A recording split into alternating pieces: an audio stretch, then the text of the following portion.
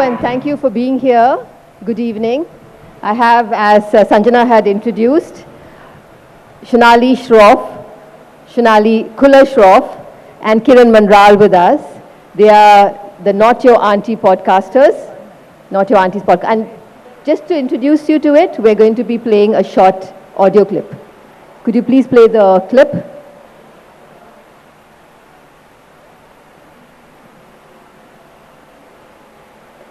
So Shunali and... Hello everybody and welcome to Not Your Auntie.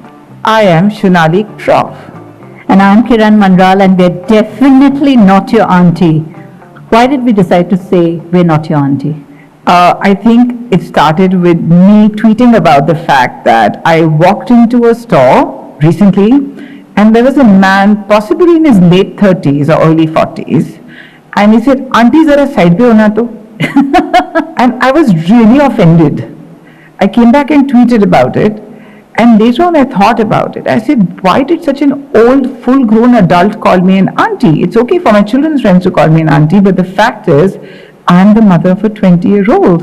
And I said, it's time that I accepted it, that I am looked upon as an older woman or somebody approaching middle age. And that's how it all started. And that's when you wrote back to me on Twitter saying that my first experience of being called an auntie was when I was 24. So the first time I got called Auntie Shunali, believe it or not, was when I was 24. You must be joking. I'm dead serious. And the gentleman who called me auntie had to be at least 70. Did he have astigmatism? No, he was being very respectful to a young girl standing there when he had come to ask for votes. So I said, "Thank you, Uncle Ji." And it was water off a duck's back. I never thought about it then, but now I think I am definitely not your auntie. So that's a little introduction to their podcast. It's close to a year now, and it's fantastic because they pull up different topics that, we would kind of, as an editor, I would steer away from because they're worrying topics, problematic, but they get on it and they tackle it, especially, today, many of us have opinions and ideas about the world we live in.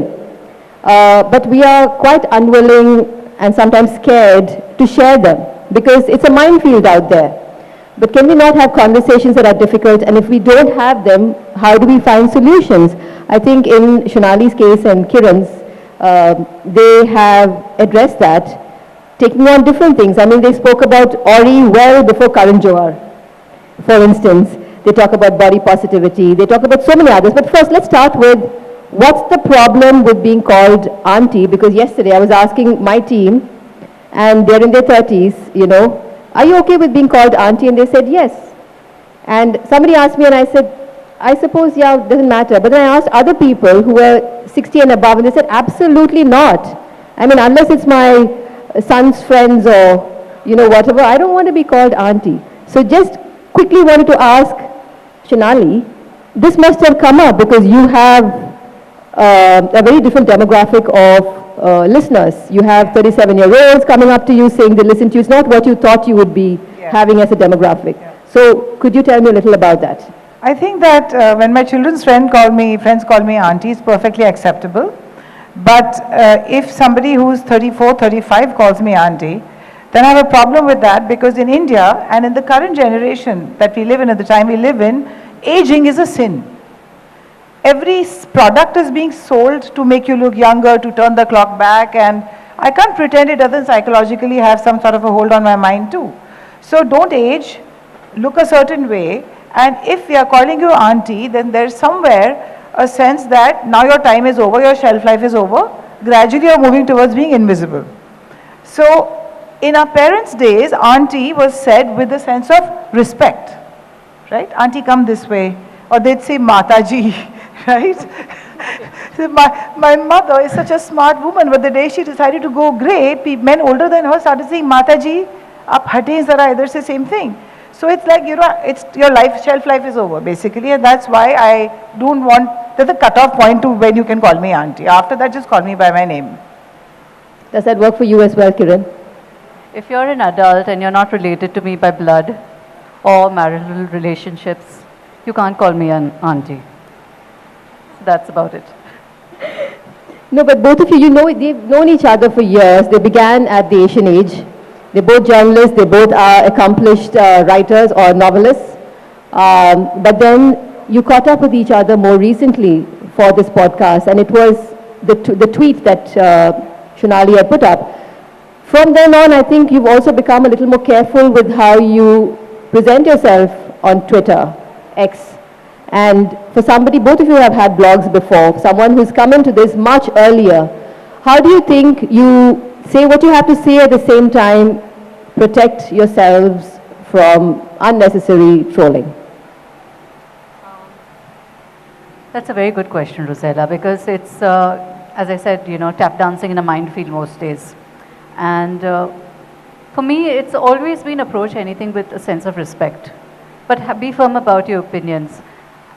You try not to offend anybody, but sometimes some things have to be said.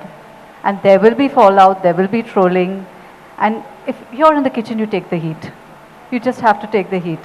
But I think most people do understand if you're talking about something with respect, with empathy, they will give you that benefit of doubt. But there is, as you know how things are these days, there is an extreme to everything, and you ride it out.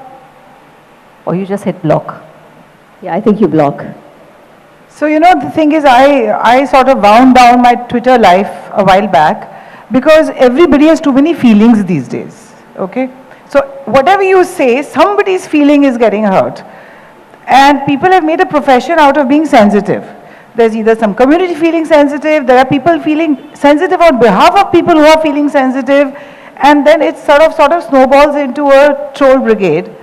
I am thin-skinned. And on Twitter, I just got exhausted from being trolled by men, but also women who are still under the influence of patriarchy. Patriarchy isn't just men, right?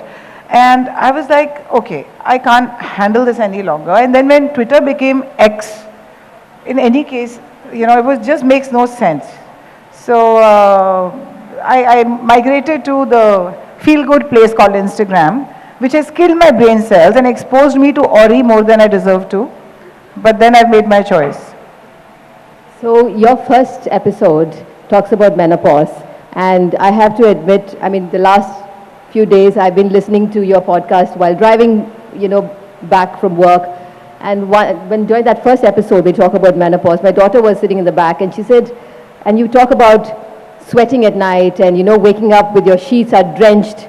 And she said, Mama, that's a little TMI. So, you have kids, and so do you. How do they react to this? Because my kids don't listen to my podcast. Nor does my husband. I make fun of him also because I know it's safe space.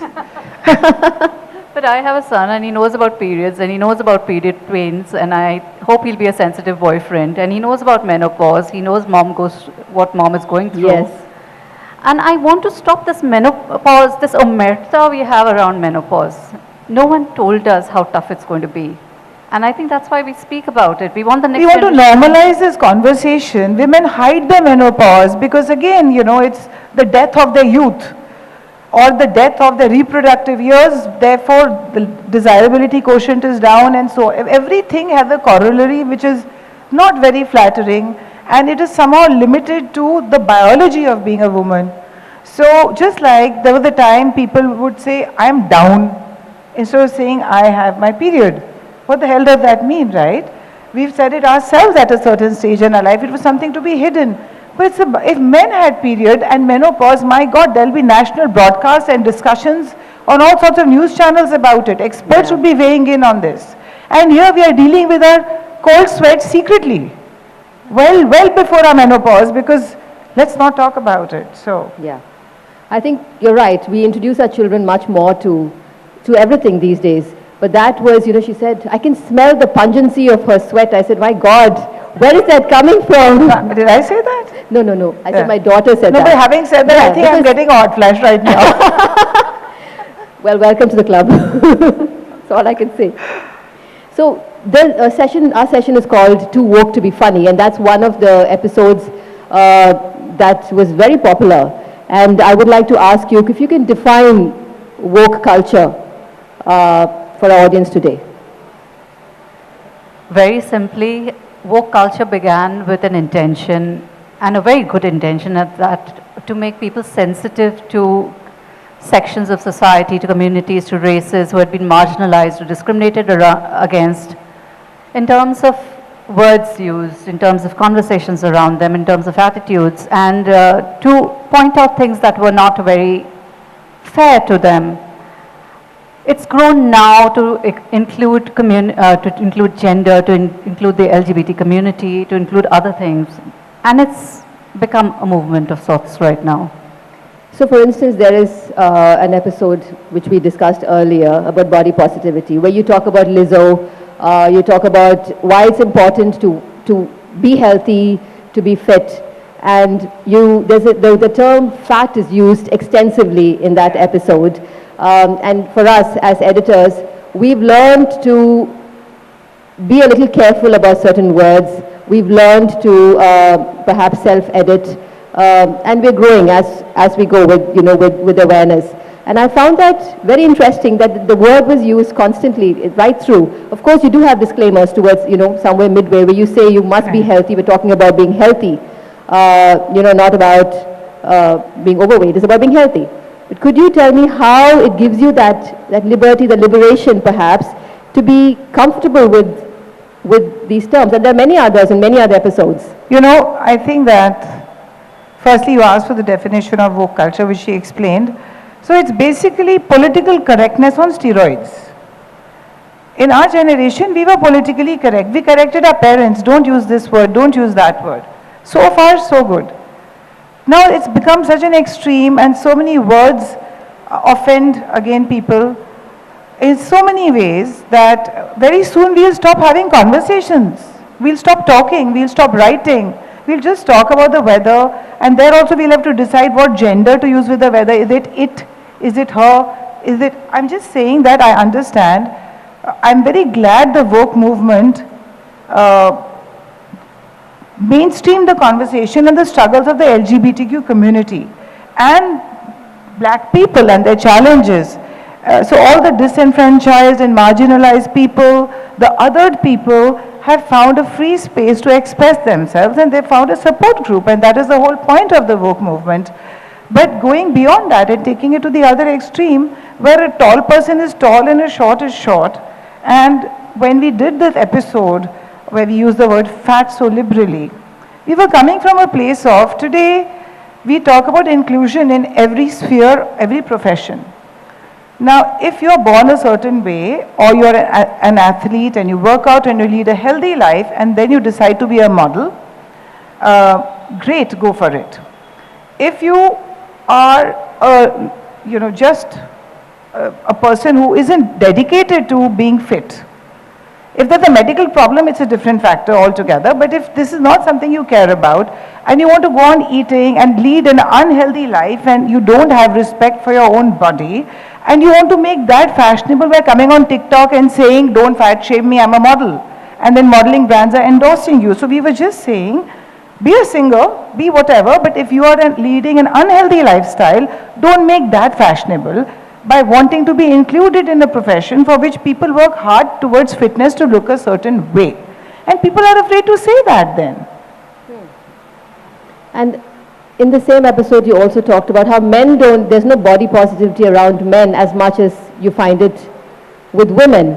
Did you get a bit of feedback on that? What later on, perhaps, when you discuss this, or others got back to you, what did they have to say? Why is it that there's not this whole conversation about body positivity is not so much around men, except for the dad bod? Yeah, and the dad bod is used flatteringly. Yes. The dad bod is seen as desirable. A mom bod is not seen as desirable. So, yes, there is not so much conversation about men's bodies and men being out of shape, because I think women are the ones who are primarily seen as desirable sexual objects. Of course, the gaze is changing now. Anybody who watches K-drama will know that the male protagonists are more watched on with the female gaze than the female protagonist. But it is the woman who has always borne the onus to be desirable, to be attractive, to be alluring. Men, yes, but not so much. And not as an entire and gender. if I may interrupt, just the fact that she said that women are meant to be desirable, imagine this can also create a controversy. Yes. Somebody else can get up and say, what do you mean I am non-binary, I don't identify as woman, are you saying I'm not desirable? So I'm just saying everything is a minefield. And somewhere, if we keep pandering to every sensitivity of every genre and order and whatever, then we are just creating a universe where we are alienating people, because please understand that hyper-woke culture is also a self-righteous culture. It is a form of bullying which says that this is my ideal and my standard, and if you don't conform to it, I will cancel you. Leave a little scope for, conversation. Now, the other day I was in Lucknow, and we were in a beautiful historic building, the Lama Tinay College. We were sightseeing, and there was a gentleman giving us the history of the building. He was perhaps in his early 60s, and he said, or late 50s, and he said that, look at that statue, that belongs to Venus. And if you see, her hand is covering, now her hand was over her breast. And he says, her hand is covering her asset. So it pricked my ears. I said, what? Okay. And then he goes on to say, and look at that other statue, that's also Venus, but she's facing you and she's clothed in the front, but the other part that shall not be mentioned is facing the other side. In French, they call it derrière instead of derrière. Okay, and then all the women in the audience were feeling a little annoyed by it, and then I said, let's not be unreasonable. He comes from an environment where this is how they spoke, and that's absolutely okay. But maybe there's a polite way of telling him. But imagine now, like, of all the students or whatever I don't know what he does, but I'm saying that, assuming that he's a historian or something, if people then start doing rallies against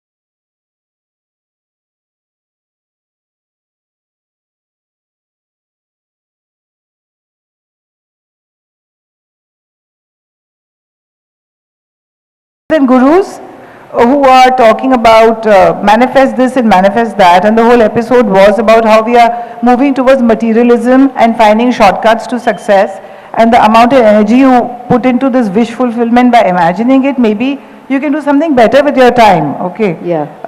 So the whole topic subject was that, and then Oprah has popularized it. And I admire Oprah in many, many ways, so does she, but the fact is Oprah has publicly accepted that she's on Ozempic, which is a weight loss drug for diabetics.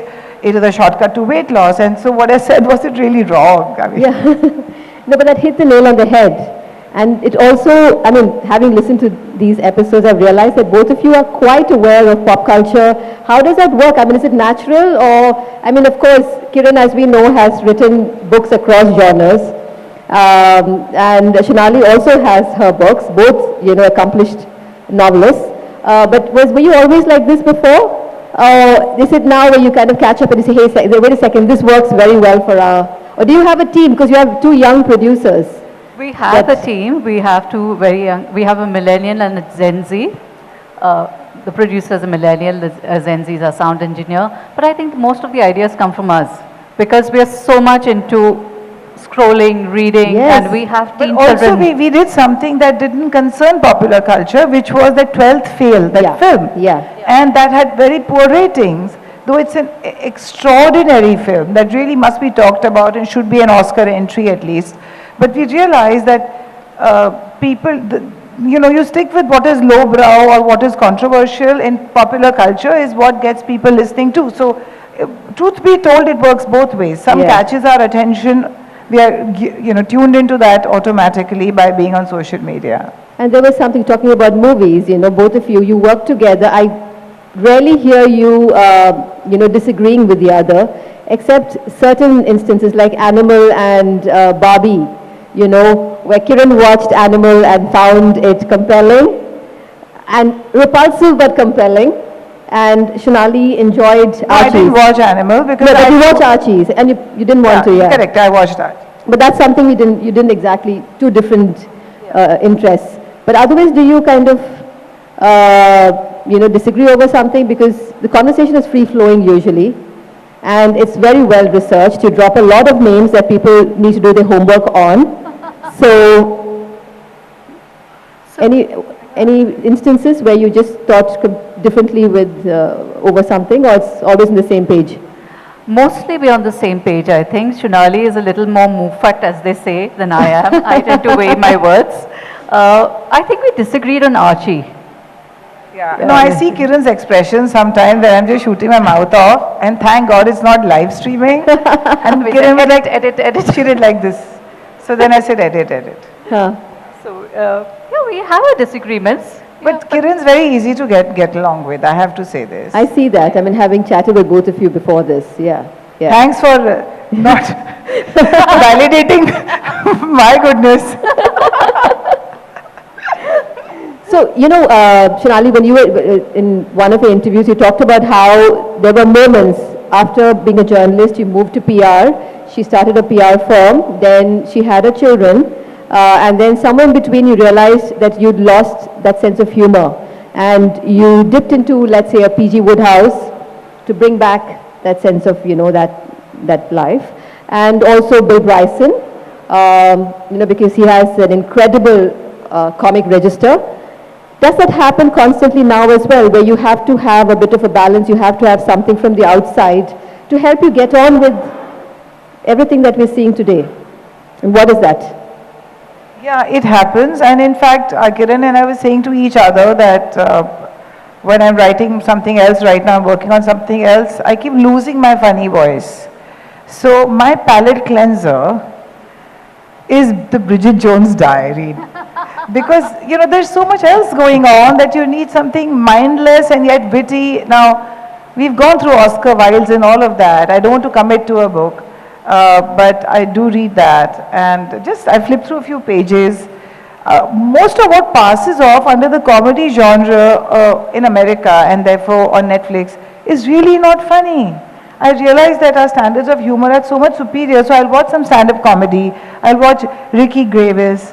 He's so politically incorrect and he's so funny. Yes. Right? Yeah. I've watched old Chris Rock. And speaking of not being funny, like the guy who was hosting Oscars this time, I forget his name, he was really not funny at all. So I mean, so there are people who do so I'm saying, by saying that don't be hyper woke, we are not saying be insulting to other people. But I'm a Punjabi, people make jokes about Punjabis all the time. We take it on our chin. I mean, we grew up being called fat by every person in our family. That word was thrown around so easily. But that's it, we don't call anybody, our kids fat now, because We in don't. your most recent episode you talk about the furries, which is, talk about gender syndromes, and then you talk about how a child was called, can you tell that? Yeah. So this furries is everyone can assume their own identity in today's universe, and the whole cult now that started of children and teenagers and even adults identifying as cats and dogs called furries, and schools are giving them litter boxes. Talk about walking on eggshells around a generation because you don't want to hurt their feelings. We used to do role play while growing up as kids, and that is good. It's healthy for the child's imagination to induce empathy in them and all sorts of things. But when role play becomes your entire identity, then there's a problem with that. And schools in North Ireland and the UK and America, and they're the top university in India, and I have it from a parent whose kid has something to do with it, they are keeping a litter box because there are 5 furries there. They are actually using those litter boxes in public. That remains to be seen, but I'm just saying that it's alarming That's why we keep saying a meteorite should strike us now. It's time. But do you come across other podcasters like you? I mean, I'm sure you're listening to a lot out there.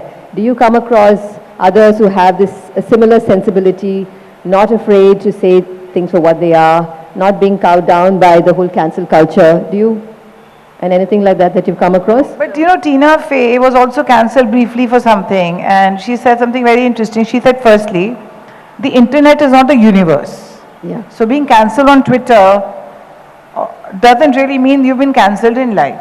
Okay, first. Secondly, she said, as comedians, she said, we work very hard on our material, we research, we jam, whatever. And then one joke hurt somebody and then you cancelled us over that. I mean, where's the fairness in that too? And here's the thing, that being woke means being alert to prejudices. But woke people are so prejudiced themselves. And I find that people who are hyper woke are people who are doing the least amount of things to change society or better it or contribute to it. They are people who are assuming this position of righteous indignation to feel good about themselves because they're doing little else with their lives.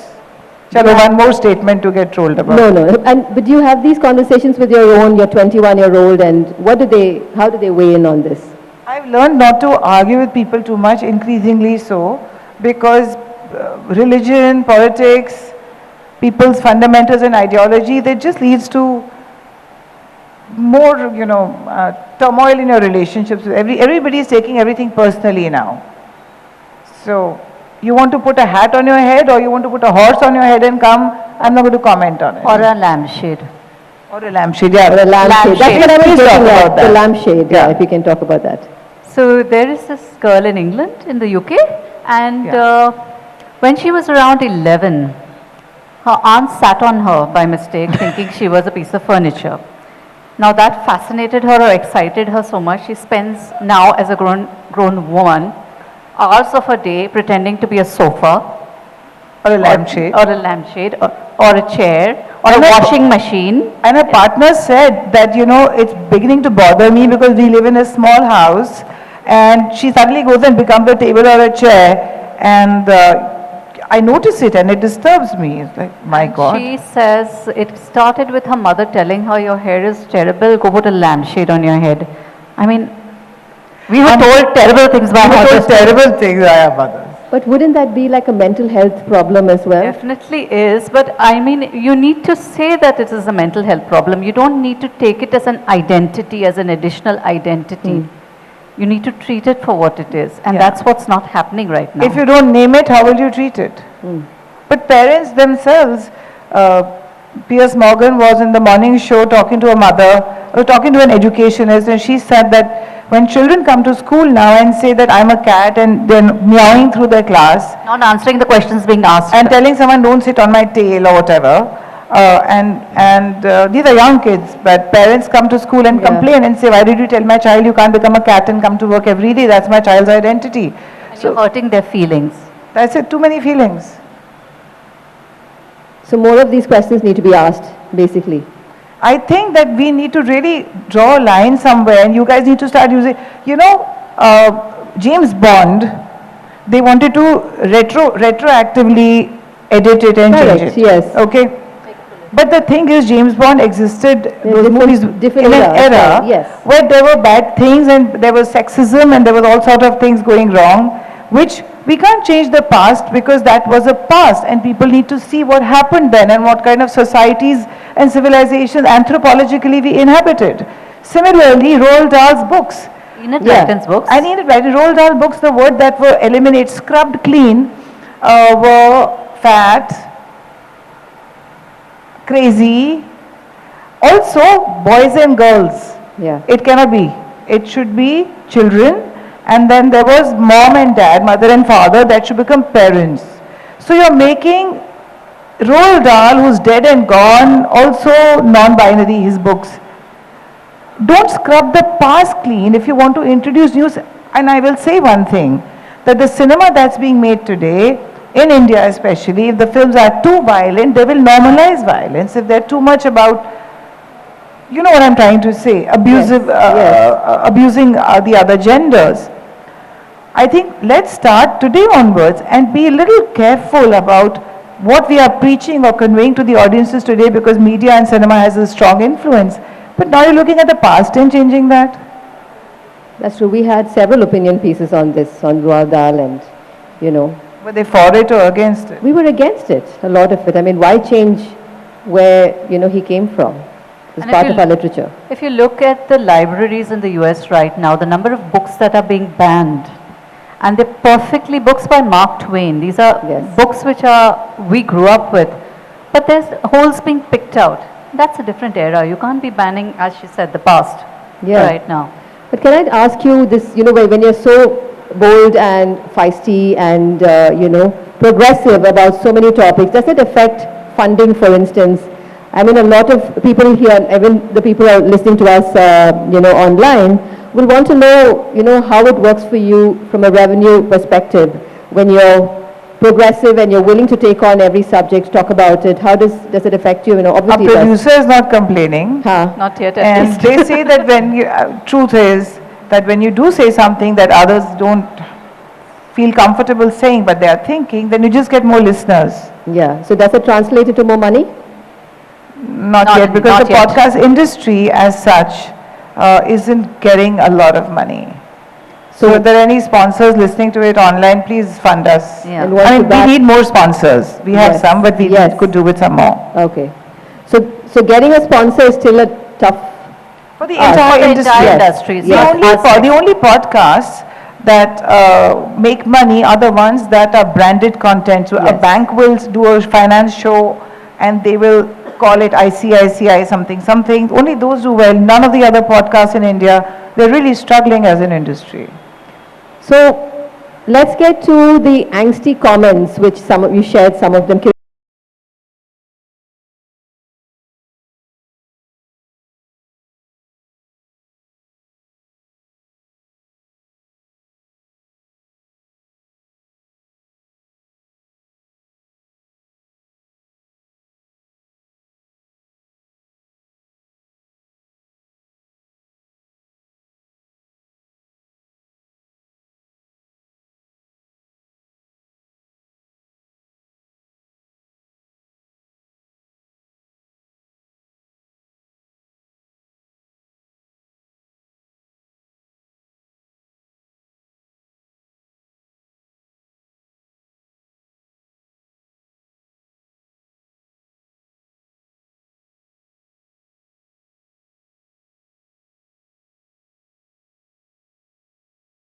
To build a brand, he has to do something substantial. At least that's what I feel. Shunali? It's the same, yeah. Shunali, just a line about the Zinat Aman Cover Girl episode, which is when, of course, we all discover Zinat Aman and how fantastic she is. Yeah. And then one of the responses was, old women should retire and go on pilgrimages. Yeah. So Zinat Aman made a comeback on social media in a big way, and then she featured on the cover of Vogue, which was amazing, and so we did an episode on that, and the feedback was again that you should retire because people feel uncomfortable when they look at a wrinkled face or grey hair. So But she's not crinkled or wrinkled, she's gorgeous. that's what Yeah. I'm saying. She is gorgeous, but by the Yes. way, that episode did not have really high ratings. Yes, That should tell you that either our audience didn't know who Zinat Aman is, yes. and or they were like, oh, why are they talking about old people? My own daughter, when she was studying in the UK, she sent me a picture. This is 2 years ago when I was younger than even now.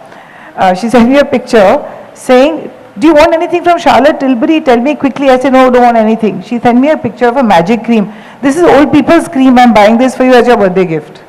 Old people's cream. So it begins at home. I'm telling you, this generation is hypersensitive to anybody old. You think?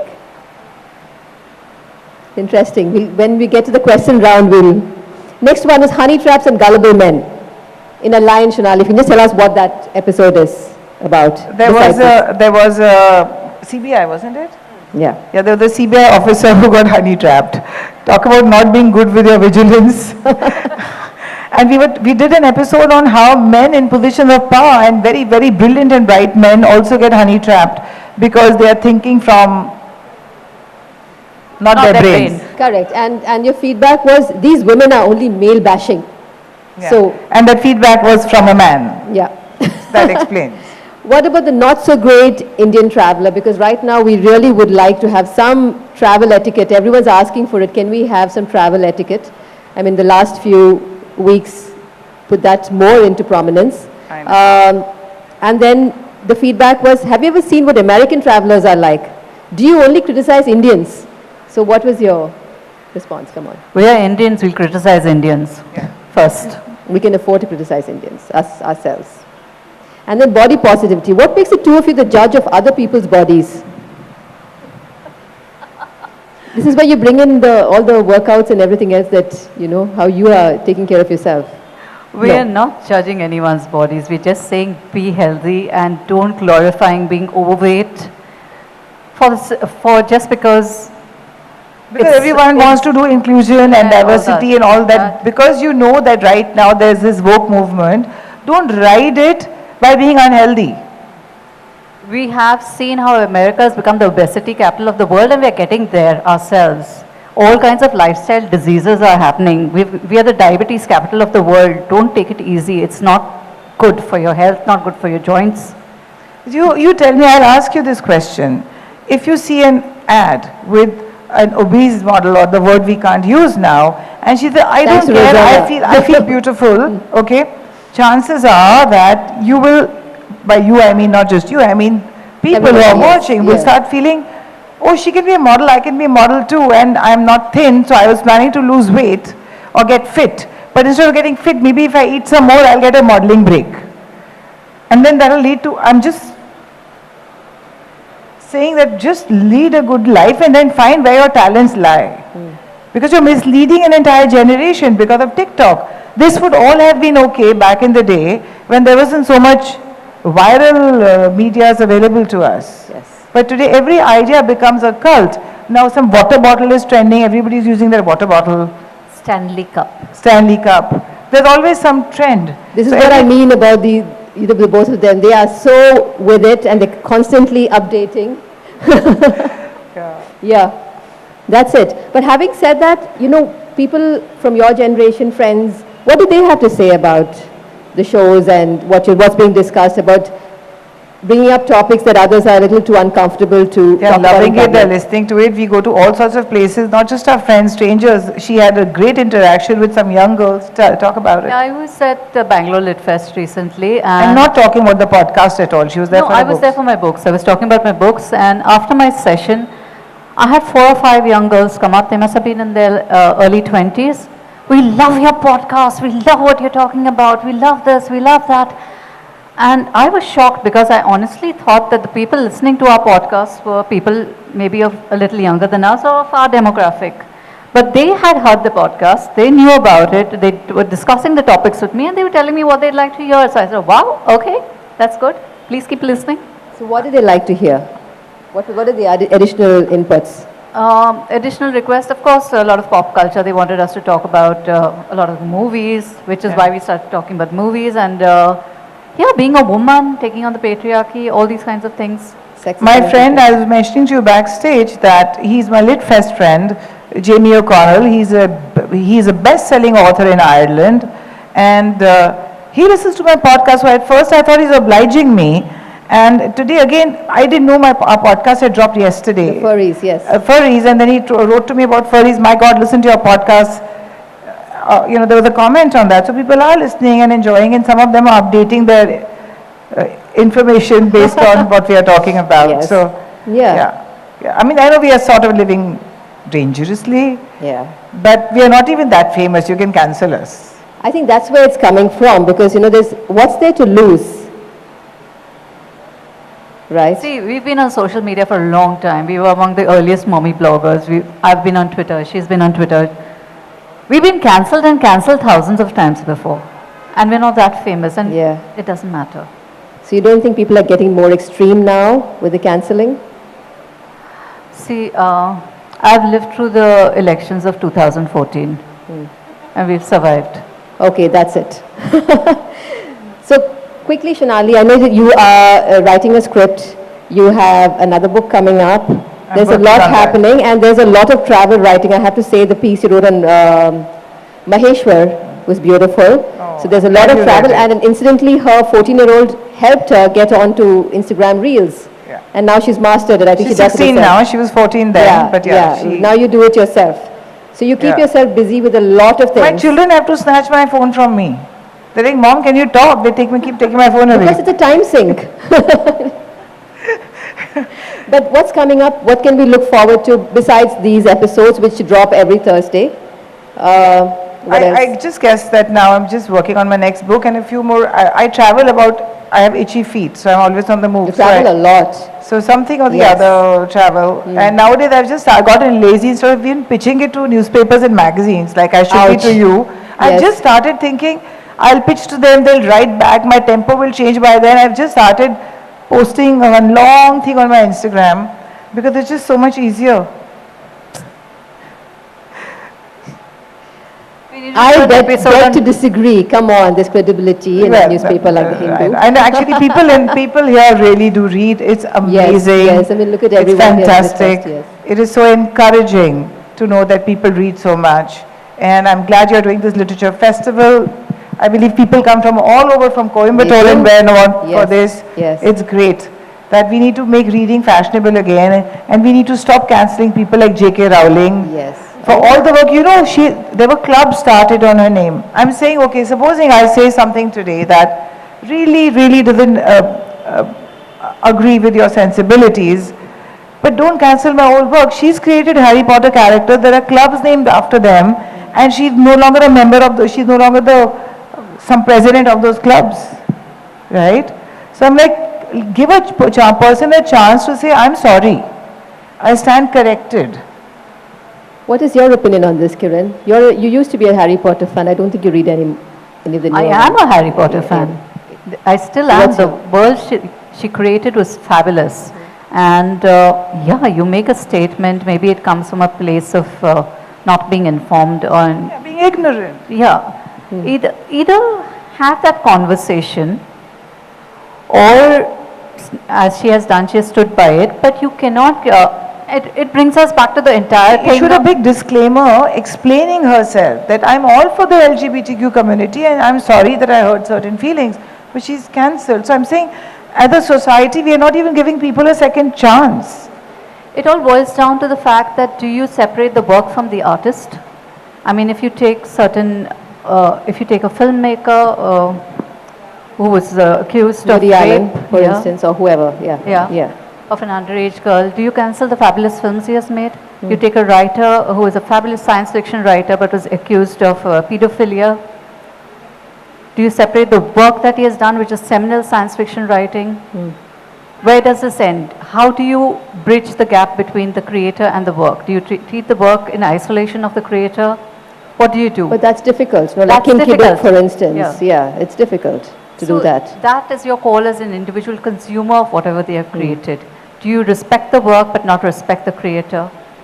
Take a call. You can't cancel the work. The work exists independent of the creator after a point. Yeah. I remember a very funny episode I watched of Trevor Noah, where Trevor Noah was talking about woke culture. It's unrelated to this, but I know you'll wrap it up soon. So Trevor Noah says, I was hanging out with my friends, and a guy came from there and said, you monkey.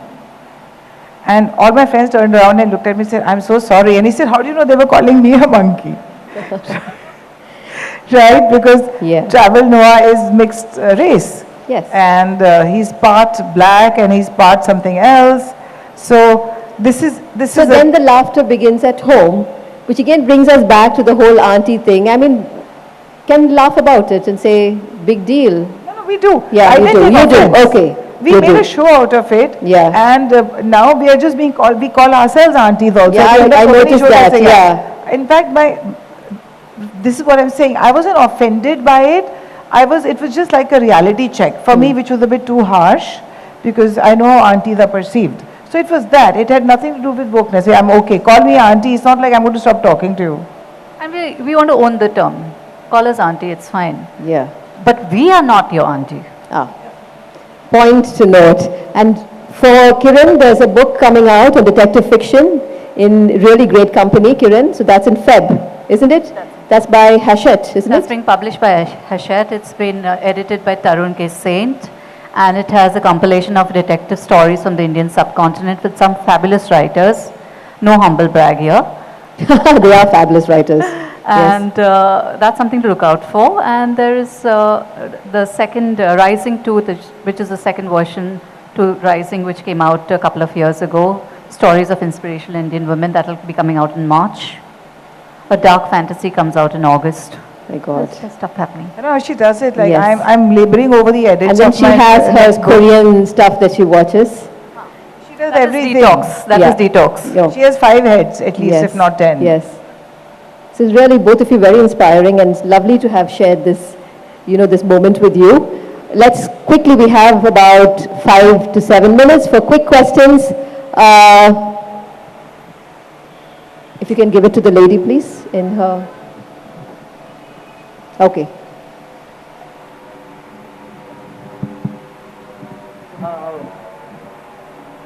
Both the speakers have perfectly articulated. Both the speakers have perfectly articulated this idea. So basically, I'm a kind of person just who always advocates for the equal rights for all the people. But what worries me is that as a society, we have failed to break this stereotypic mentality.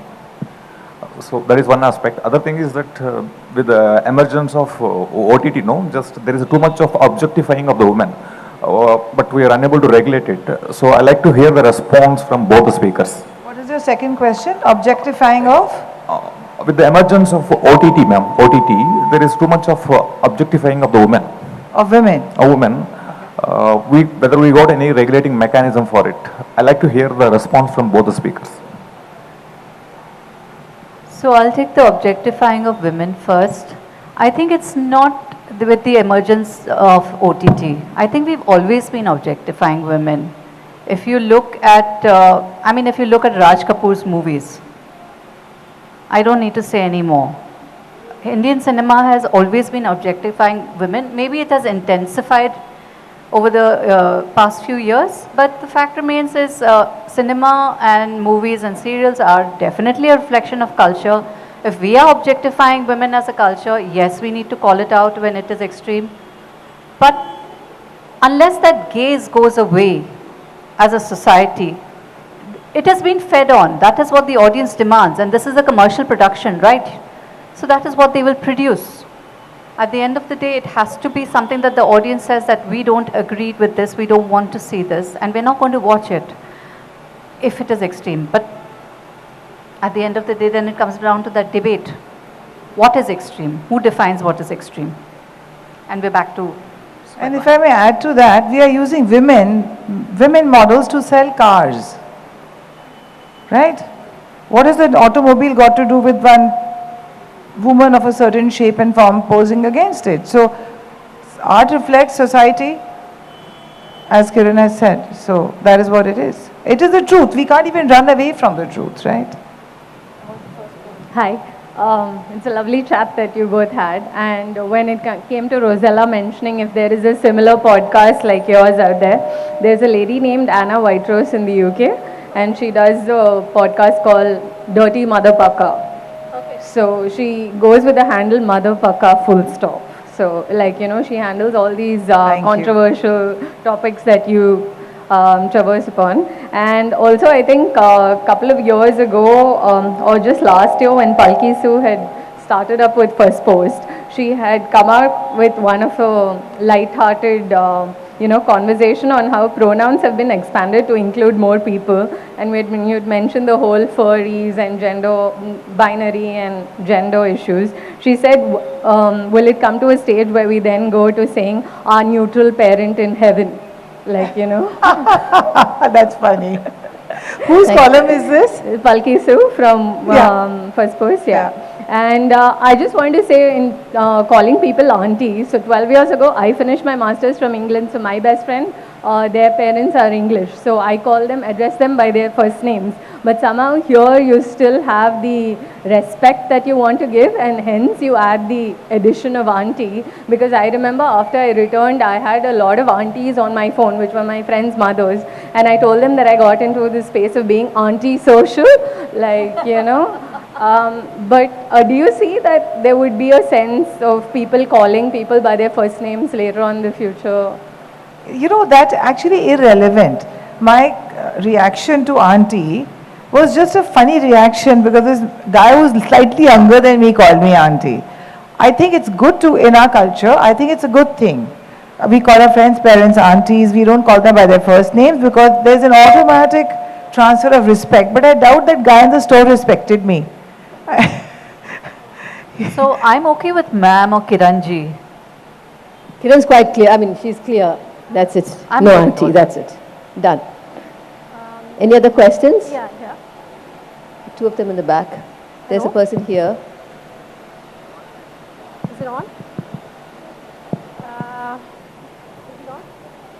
Okay. Now I am fat and You'll have Can to you talk speak up. louder? now I am a little fat and I'm also an LGBT person. But I do think that the younger breed of the LGBT is a little too sensitive, these days. That's just an observation. Now, one of the reasons why a lot of the trend is towards the wokeness abroad, I think one is they come from a place of privilege and they've not seen too much hardship. Another, I think, is probably because they seem to have a lot of nonsensical courses where not real skill is being taught, like a course on gender neutrality itself, where no real skill is being taught in colleges, and their profession is being, dependent on preaching the same gender neutrality and such things. Your comment on that, and my second question is, wokeness and political correctness go hand in hand, and do you think that is one of the reasons, now a lot of liberals are actually being woke these days, is that one of the reasons why, the world is turning towards the right? It's an excellent question. About the privilege. So I'll go with the first question, where you said that these courses are being taught and this thing is being extended because it perpetuates whatever is being, what the situation is. I completely agree with you that this comes from a place of privilege. And the fact that we discuss it, yes, it is important. Yes, we need to be sensitive to people's identities. Yes, we need to do that. But that is not the be-all and end-all. There are other issues in the world. There are more pressing issues. If we are going to waste our time, effort, and energy on debating only these things, what are the other issues that need to be debated? We are sitting on a time bomb of a planet. I wish half our energy is going discussing and working towards how we can increase sustainability and how things can be improved or saved or slowed down so that our children or the next generation has a habitable planet. So yes, there is a place of privilege and yes, there is extremism happening. But I think calling it out, we need to start by calling it out also. Do you know that now there's a whole thing that math is racist? Mathematics is racist because it's a Caucasian concept, and Asians and white privileged people, or white Americans, white people are good at it. Spaniards and people from Africa are not good at it. So now 2 plus 2 isn't necessarily 4 because that's your reality but not my reality. Please Google this. There are articles galore about this, okay? Only a jobless person will think of these things. So you're right.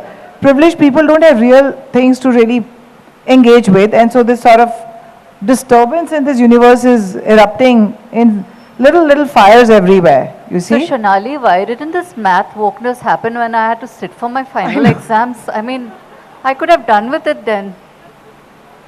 Yeah, math is racist. So I'm bad at math because I'm not a racist person, I'm not a bigot. There you go. So 2 plus 2 does not equal 4 anymore. And our second question was really good. What was it? About the fact that, this extremism and sensitivity is coming from a place of privilege. And No, the right more. People are aligning with the align right. more to the right, yeah. Look, we are not political analysts, and so we are not social scientists, so we can't comment on it. I think my guess is that liberal is fine. I identify as liberal. But woke is the other extreme of liberal. Political correctness is fine when you do it within a reasonable limit. And that reasonable limit, it's common sense. You see? And world goes through cyclical movements, so the hard right beefing up, I don't know what the reason is, but it is what it is. So I'm in no position to really answer this question, but it was an excellent question. But we are seeing in the in this current year, we are going to have elections in 60 countries across the world, and all are leading to the right. So maybe that's where our world is headed right now. But it is cyclical, as she said. Yeah. So on that note, thank you so much for being a wonderful audience.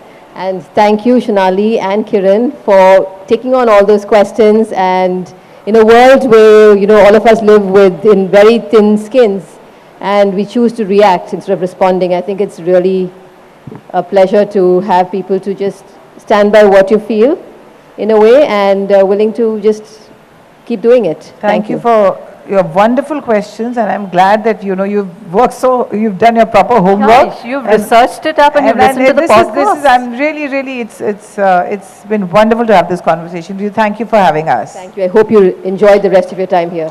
Thanks, Rosella.